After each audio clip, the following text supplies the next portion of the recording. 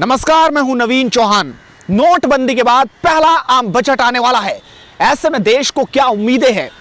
क्या टैक्स में छूट मिलेगी या फिर सीनियर सिटीजन की पेंशन में बढ़ोतरी होगी?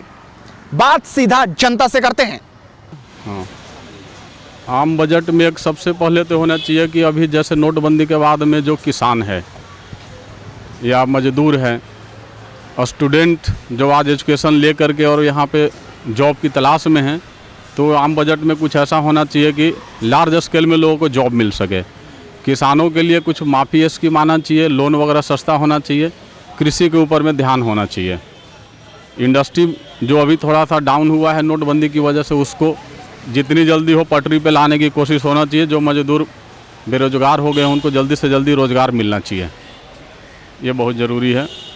आप क्या कहेंगे सर, क्या कुछ होना चाहिए आपके अनुसार इस बार आम बजट? मेरे हिसाब से तो यही है, इंडस्ट्री में जो बेरोजगारी हुई है उसको प्रॉपर ध्यान देना चाहिए कि वो बेरोजगारी कैसे ख़त्म हो।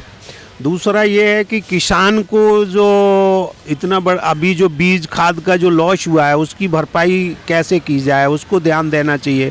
अदरवाइज लोगों को उम्मीद तो बहुत है इस सरकार से, अपने प्रधानमंत्री से बहुत उम्मीद है, लेकिन उस उम्मीद पे खरा कैसे उतरेंगे वो तो ये बजट में पता लगेगा। और मैं चाहता हूँ कि इस बजट को इस तरह से बनाया जाए कि ताकि एक गरीब मजदूर किसान सबके लिए सबके हक में हो, ऐसा बजट आना चाहिए। अभी banks are in good financial position, so they have to little bit pass on what is that interest rates of home loan, personal loan and vehicle loans should be come down, which is suitable for the common man. बढ़िया ही आएगा, ऐसा कुछ tension की बात नहीं है कि budget में कुछ प्रॉब्लम आएगी। तो डीमोनेटाइजेशन हुआ था उसमें भी ऐसा कोई इशू हमने फेस नहीं किया। फिर ये फेस किया, थोड़ी बहुत पब्लिक ने फेस किया है, लेकिन मेरे को नहीं लगता कि कोई, उम्मीदें तो काफ़ी हैं और नई पॉलिसीज़ वगैरह आएंगी। Let's see. इस टाइम जो सबसे ज़्यादा ज़रूरत ये है कि जो यंग जनरेशन है उनको ज़्यादा से ज़्यादा जॉब की अपॉर्चुनिटीज़ मिले।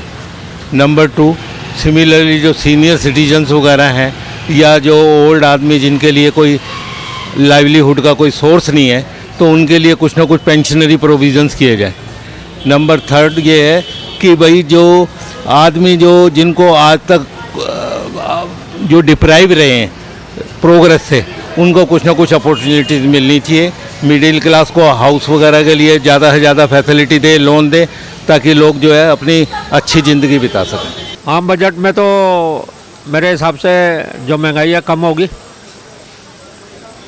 और महंगाई कम होनी चाहिए। क्योंकि तमाम मुद्दे नोटबंदी के बाद पहला ये आम बजट आ रहा है और देश की तरक्की की बात हो या फिर कृषि की बात हो, तमाम जो खाद और बीज की बात हो, टैक्स कम होने की बात हो। और ये रेहड़ी पटरी वालों को क्या हो रहा है, रेहड़ी पटरी वालों को भी अच्छा ही होगा, जो भी होगा बढ़िया होना चाहिए। आपकी क्या उम्मीद है? हमारी उम्मीद तो यही है कि गरीबों के अच्छे दिन आ रहे हैं, अच्छा ही काम होगा गरीबों के लिए, सस्ता होगा, दाल रोटी गरीबों को मिलेगी खाने के लिए। गवर्नमेंट से बहुत सारी उम्मीदें लोग लगाए बैठे हैं। लोगों को बहुत सारी टैक्स से राहत मिलनी चाहिए, थोड़ा सा सस्ता होना चाहिए। और गवर्नमेंट ने कहा था डीजल पेट्रोल सस्ता करेंगे, पर अभी तक कोई उम्मीद नहीं लग रही है। पर रेट घट बढ़ रहा है, तो ये ठीक नहीं है। हम तो ये चाहेंगे कि टैक्स से बहुत सारी राहत होनी चाहिए। गरीब आदमी को उससे बहुत सारी उम्मीद है, वो तो अपेक्षा बनी हुई है। अब गवर्नमेंट क्या करती है नहीं करती है। सबसे बड़ा तो काम रेल पे उनको काम करना चाहिए। रेल पे किसी तरह कोई काम नहीं हो रहा है, खाली किताबों पे होता है। आज तक भी हर गाड़ी रेट चलती है, बहुत बड़ी प्रॉब्लम है। इस बार रेल बजट और आम बजट को एक ही दिन कर दिया। जो रेल बजट था उसको एक ही दिन कर दिया, एक ही साथ है, रेल बजट के नाम से नहीं आएगा, आम बजट में इसकी घोषणा है। इसके बारे में आप क्या? अब उसके बारे में सर मैं तो ये कहूँगा कि इनको सोच विचार के बहुत गंभीरता से काम करते हुए करना चाहिए। सबसे बड़ा जो लेट तो गाड़ी हो जाती है 12-12 घंटा 16 घंटा जिसके ऊपर सूचना होती है, इससे बहुत प्रॉब्लम महसूस होना पड़ता है। मेरा तो यही गवर्नमेंट से कहना है कि उसको मतलब ठीक ठाक जो करें बढ़िया करें और आम आदमी को, नागरिक को राहत दें। और छोटा आदमी ही हर काम पिसता है, उसके लिए हर चीज़ पे अच्छे से गौर करके काम करें। किसानों के लिए भी फैसिलिटी होनी चाहिए और जो एम्प्लॉई है उनका वो टैक्स का रिबेट भी बढ़ना चाहिए और सीनियर सिटीज़न के लिए भी कुछ होना चाहिए।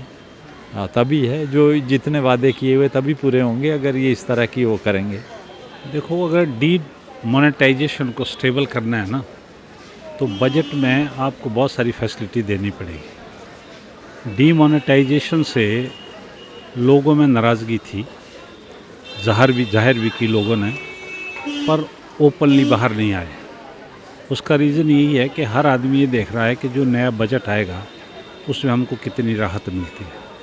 तो ऑन द होल मैं सोचता हूँ कि इस बजट में जो इन्होंने अभी कहा कि इस एरिया को तो कवर करना ही चाहिए। मान लीजिए EMI की बात करते हैं तो उसमें भी कम से कम लोगों को उसमें भी कुछ रिबेट मिलना चाहिए, ताकि आम पब्लिक जान रहे हैं इसमें महंगाई से बहुत ज़्यादा परेशान है, तो उसके लिए भाई EMI में कुछ ना कुछ तो रिबेट मिल जाए तो उसके लिए थोड़ा हो जाएगा, उनके छूट मिल जाएगी उनको। जनता के लिए टैक्स में छूट, EMI और अपने घर का सपना बड़े मुद्दे हैं। आपकी क्या राय है? अपनी राय जरूर दीजिए। अपने सहयोगी अमन के साथ Naveen Chauhan, Delhi, one India news.